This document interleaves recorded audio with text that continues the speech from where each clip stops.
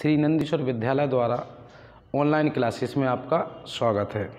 आज हम कक्षा 9th का विषय रसायन पाठ 4 यानी अध्याय 4 परमाणु संरचना पढ़ेंगे। ठीक है, अभी तक हम पढ़ चुके हैं कि कक्षक क्या होते हैं, कोष, तो कोष KLMN कोष पढ़ चुके थे और SPDF कक्षक पढ़ चुके थे सॉरी।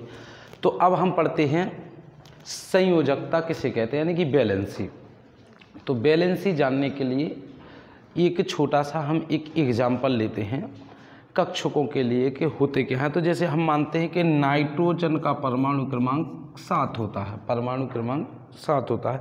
अगर हम इसका इलेक्ट्रॉनिक विन्यास भरते हैं तो 1s 2s 2p 3s 3p 3d ऐसी लाइन से लिखते जाएंगे।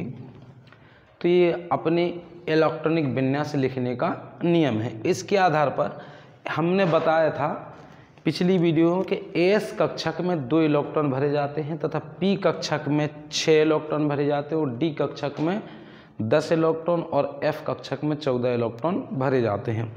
तो इसके आधार पर हम परमाणु क्रमांक 7 वाले तत्व यानी कि नाइट्रोजन का इलेक्ट्रॉनिक विन्यास भरते हैं।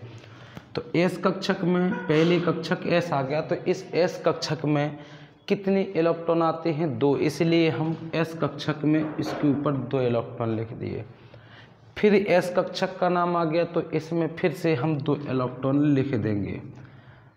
अब इलेक्ट्रॉनों की संख्या काउंट कर ली, इलेक्ट्रॉनों की संख्या हो गई 4, भरना कितने हैं 7, इसलिए इसमें 3 बचे हैं। तो पी कक्षक में वैसे भरे इलेक्ट्रॉन 6 जाते हैं, लेकिन हमने इसमें 3 बचे थे इसलिए 3 लिख दिए।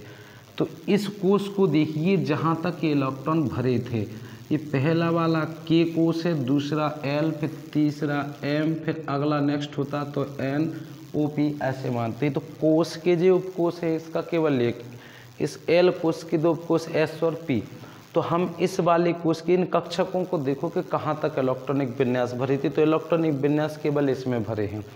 पहली कक्षक में अधिकतम इलेक्ट्रॉनों की संख्या 2, दूसरे कोष में 8, सब में 8-8 गुना अनिवार्य होती है। तो इस आधार पर हमने इसमें देखेंगे कि इलेक्ट्रॉन कितने हैं, 3 और 2 5 इलेक्ट्रॉन हैं। अब जब 5 इलेक्ट्रॉन हैं तो इसको अपने 8 इलेक्ट्रॉन करने होते हैं। तो 8 इलेक्ट्रॉन करने के लिए या तो ये अपना अष्टक पूर्ण बोलेंगे कि अष्टक पूर्ण करने के लिए या तो ये 5 इलेक्ट्रॉन त्याग दे, किसी को दे दे, या 5 हैं तो 8 करने के लिए 3 इलेक्ट्रॉन किसी से ले ले। तो 5 इलेक्ट्रॉन त्यागने की अपेक्षा 3 इलेक्ट्रॉन ग्रहण करना आसान होता है। तो ये नाइट्रोजन कितने इलेक्ट्रॉन ग्रहण कर लेगा, 3 इलेक्ट्रॉन ग्रहण कर लेगा। तो 3 इलेक्ट्रॉन ग्रहण करने से टोटल इलेक्ट्रॉनों की संख्या 8 हो जाएगी। अगर 8 हो गई तो अब नाइट्रोजन की बैलेंसी कितनी कहलाएगी, जितने इलेक्ट्रॉन ग्रहण किए हैं। 3 इलेक्ट्रॉन ग्रहण किए हैं इसलिए इसकी संयोजकता 3 कहलाएगी। तो हम संयोजकता की फिर डेफिनेशन दे सकते हैं कि संयोजकता किसे कहते हैं कि कोई भी तत्व अपना अष्टक पूर्ण करने के लिए, कोई भी तत्व अपना अष्टक पूर्ण करने के लिए जितने इलेक्ट्रॉन त्यागता है या जितने इलेक्ट्रॉन ग्रहण करता है वह उस तत्व की संयोजकता कहलाती है। ये इसकी डेफिनेशन। अगर किसी को एग्जाम्पल में दिक्कत है तो अपन दूसरा एक एग्जाम्पल लिए लेते हैं कुछ समय के लिए। इसी में हम इलेक्ट्रॉन अब लिखते हैं। मान लीजिए कि आपने कह दिया सर सोडियम का परमाणु क्रमांक 11 होता है, तो इसकी संयोजकता बताओ। तो इसकी संयोजकता पता करने के लिए हम 11 इलेक्ट्रॉनों को लाइन से लिखेंगे। तो हमने लिख दिया 2, फिर एस में अधिकतम इलेक्ट्रॉनों की संख्या 2, फिर पी में अधिकतम इलेक्ट्रॉनों की संख्या 6, फिर एस में अधिकतम इलेक्ट्रॉनों की संख्या 2। अब लेकिन देख लेते हैं 11 से ज़्यादा नहीं होना चाहिए। तो 2, 2 4 और 6 10 और 2 12 ज़्यादा हो गए। अपन को 11 करना है तो लास्ट वाले कक्षक में देखेंगे कि कितना भरा जाएगा, 1। अब इसमें अधिकतम इलेक्ट्रॉनों की संख्या पहले कोष में 2 होती है और दूसरे में 8, तो इसमें 8 है। अब तीसरे में कुल कितनी है, 8 होना चाहिए इसमें, लेकिन अधिकतम इलेक्ट्रॉनों की संख्या 8, लेकिन है कितनी केवल एक।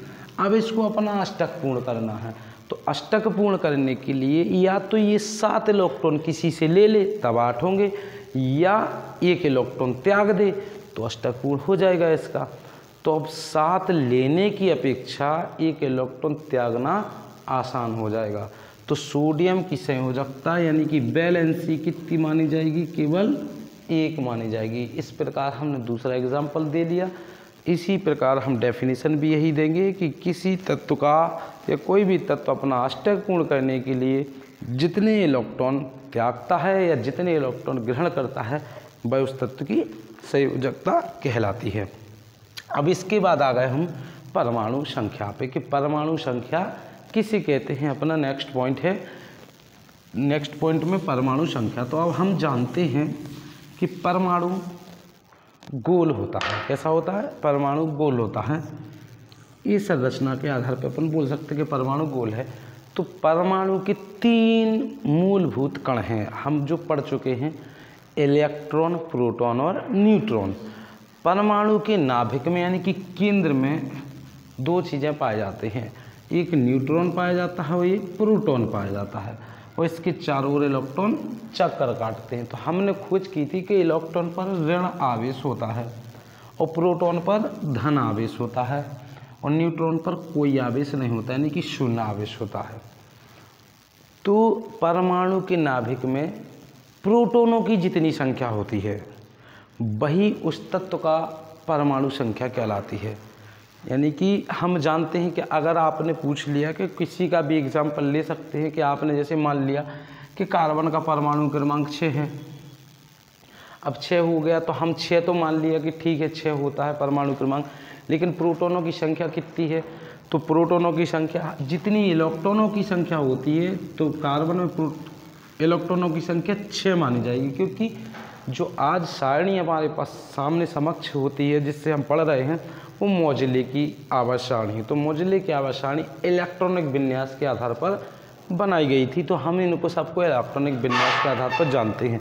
तो अगर इसमें इलेक्ट्रॉनों की संख्या 6 है तो प्रोटॉनों की संख्या भी 6 होगी।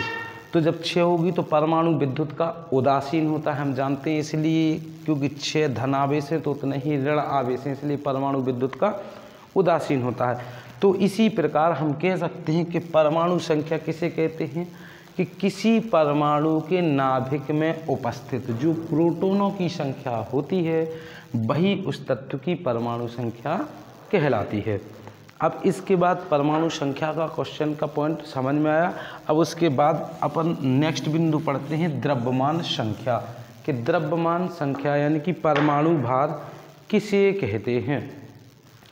तो हम देखो परमाणु द्रव्यमान संख्या की बात करते हैं तो फिर से यही एक कोई एग्जांपल लेते हैं कि परमाणु गोल है, इसके चारों ओर इलेक्ट्रॉन चक्कर काटते हैं, परमाणु के नाभिक में न्यूट्रॉन तथा प्रोटॉन दोनों पाए जाते हैं, प्रोटॉन पर धन आवेश और न्यूट्रॉन पर शून्य आवेश पाया जाता है। तो परमाणु के नाभिक में अब परमाणु संख्या यानी कि परमाणु द्रव्यमान की डेफिनेशन के परमाणु के नाभिक में 2 चीज़ें पाई जाती हैं, न्यूट्रॉन तथा प्रोटॉन। तो न्यूट्रॉन तथा प्रोटॉन के योग को न्यूट्रॉन तथा प्रोटॉन के योग को ही हम परमाणु द्रव्यमान यानी कि द्रव्यमान संख्या कहते हैं।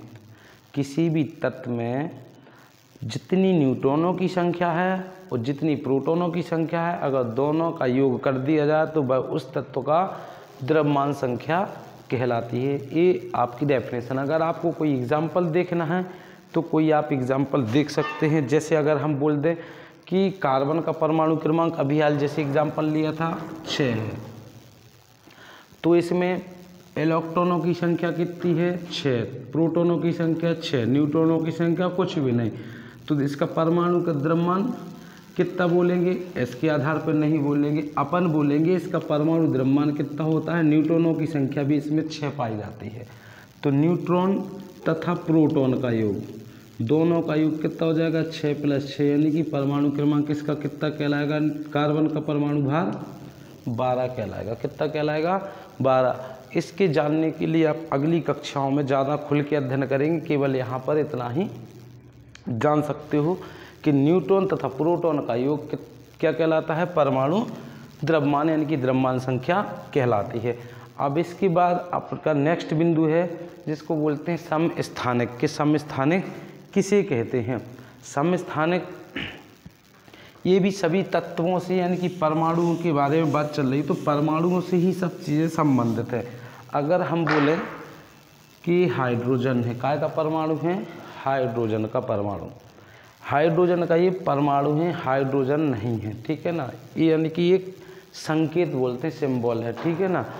अगर हाइड्रोजन का परमाणु क्रमांक 1 होता है तो इसका परमाणु भार भी 1 है। अगर मान लीजिए कि इसका परमाणु क्रमांक सभी का 1 है, इनका परमाणु भार 2, इसका परमाणु भार 3 हो, तो हम देखते हैं कि तीनों के परमाणु क्रमांक एक समान है, लेकिन कौन अलग अलग हैं?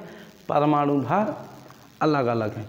तो हम समस्थानिक की डेफिनेशन दे सकते हैं इस प्रकार कि वे तत्व जिनके परमाणु क्रमांक समान होते हैं लेकिन परमाणु भार अलग अलग होते हैं, समस्थानिक कहलाते हैं।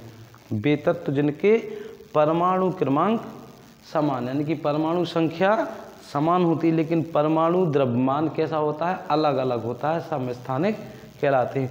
इसी के आधार पर हम दूसरी प्रकार से भी डेफिनेशन दे सकते हैं कि वे तत्व जिनके परमाणु द्रव्यमान अलग अलग होते हैं। केवल यही बोल सकते हैं कि वे तत्व जिनके परमाणु द्रव्यमान अलग अलग होते हैं क्या कहलाते हैं? समस्थानिक कहलाते हैं।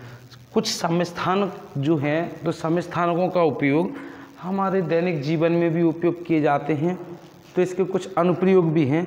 अनुप्रयोग में अपन बोल सकते हैं कि ये आपने नाम सुना होगा यूरेनियम 235, जो नाभिकीय भट्टी में यानी कि परमाणु भट्टी में इसका उपयोग विखंडन के रूप में किया जाता है। इससे बहुत अधिक मात्रा में ऊर्जा प्राप्त होती है, उत्सर्जित होती है। तो समस्थानक के काय में अनुप्रयोग किए जाते हैं? नंबर 1 परमाणु भट्टी में, काय में? परमाणु भट्टी यानी कि नाभिकीय भट्टी में। दूसरा है जो कैंसर का इलाज करते हैं, तो कैंसर के इलाज में जो कोबाल्ट नामक एक धातु पाई जाती है उसके भी समस्थानिक का प्रयोग किया जाता है। इसी प्रकार तीसरा अनुप्रयोग, जैसे लोगों को घेंगा रोग हो जाता है, घेंगा रोग, गले में जो रोग पाया जाता है, उस घेंगा रोग को के उपचार में जो आयोडीन होती है, आयोडीन के एक समस्थानिक का प्रयोग किया जाता है। तो ये हमारे हो गए समस्थानिक किसे कहते हैं भाई, इसके अनुप्रयोग क्या क्या हैं। तो अब समस्थानिक के बाद अपन आ गए हैं संभारिक पे कि संभारिक क्या है या संभारिक किसे कहते हैं। तो संभारिक की डेफिनेशन भी अपन सिंपल तरीके से लेते हैं। एक अपन किसी का परमाणु तत्व का कोई का परमाणु भार लिख लेते हैं। जैसे आप पोटेशियम या कैल्शियम दोनों को अपन अंदाज से लिख लिया, आर्गन लिख लो कोई सा भी। अगर इसका परमाणु भार ऊपर लिखते हैं, तो अगर मान लीजिए कि पोटेशियम का परमाणु भार 39 यानी कि 40 समझ लीजिए कि 40 है लगभग, तो कैल्शियम का परमाणु भार भी क्या हो गया? 40। परमाणु क्रमांक कितना है? इसका 19 और इसका 20। तो अब डेफिनेशन इसी के आधार पर दे सकते हैं, जैसे अपन ने समस्थानकों की दी थी कि समस्थानिक किसे कहते हैं? वे तत्व जिनके परमाणु क्रमांक समान होते थे और परमाणु भार अलग अलग होते थे, समस्थानिक कहलाते हैं। उसी प्रकार संभारिक की डेफिनेशन भी यही है कि वे तत्व जिनके परमाणु भार तो समान होते हैं लेकिन परमाणु क्रमांक यानी कि परमाणु संख्या अलग अलग होती है, क्या कहलाते हैं? संभारिक कहलाते हैं। तो संभारिक की डेफिनेशन आपकी हो गई। इसके आधार पर आपका अध्याय समाप्त हुआ। अब हम अगले अध्याय 5 अध्याय में मिलेंगे। नेक्स्ट वीडियो का आप इंतज़ार करें। आपके लिए किसी बात की समस्या हो तो आप अपने विद्यालय में आकर के टीचर से संपर्क कर सकते हैं और अपने नोट्स तैयार करते रहें। आपको वीडियो लगातार प्राप्त हो सकती है। नमस्कार।